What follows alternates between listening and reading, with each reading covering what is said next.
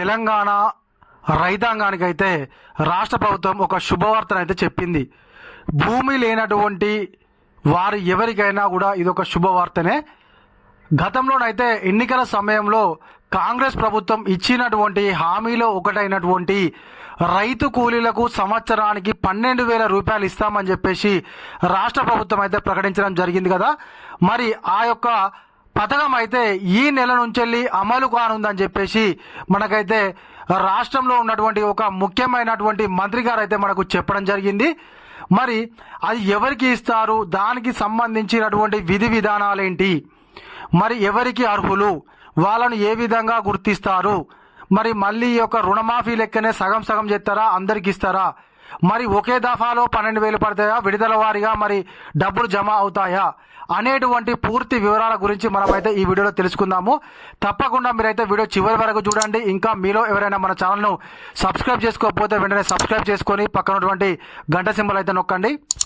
రైతు కూలీలకు తీపి కబురు. 28న ఆర్థిక సాయం.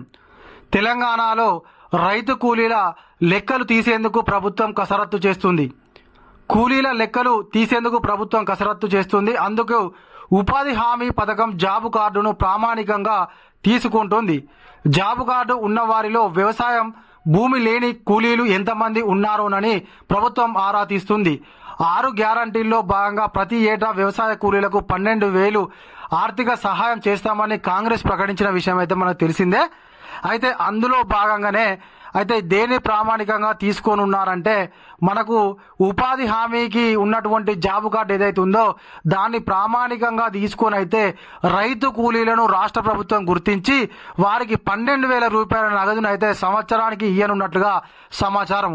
మరి అందులో ఎన్ని మాస్టర్లు ఉన్నదాన్ని బట్టి ఆ రైతు కూలీలుగా డిక్లేర్ చేస్తారా, లేకపోతే ఏ విధంగా డిక్లేర్ చేస్తారా అనేది మనం ఇక చూడాలి.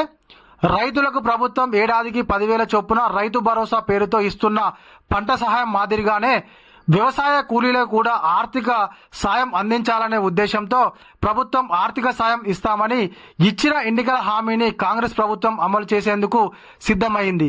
రాష్ట్ర వ్యాప్తంగా వ్యవసాయ కూలీలు ఎందరున్నారనే లెక్కలు తీస్తుంది. ఈ పథకంలో అర్హుల ఎంపిక కోసము ఉపాధి హామీ పథకము జాబు కార్డును ప్రామాణికంగా తీసుకునేందుకు ఆలోచన చేస్తున్నట్టు ప్రభుత్వం ప్రకటించడంతో ఈ పథకంలో ప్రయోజనము పొందుతామనే ధీమాతో ఉపాధి కూలీలు ఉన్నారు.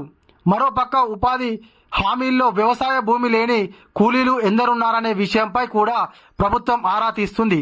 వ్యవసాయ కూలీలకు ఇచ్చే పథకం అమలుపై ఫైనల్ గైడ్ లైన్స్ ఇప్పటి వరకు ప్రభుత్వం ప్రకటించకపోయినా వ్యవసాయ కూలీల్లో అంచనాలు పెరిగాయి. అయితే వాళ్ళు ఇట్లా ప్రకటించారో లేదో ఎవరైతే భూమి లేనటువంటి కూలీలు ఉన్నారో వాళ్ళైతే చాలా ఆనందంగా ఉన్నారు.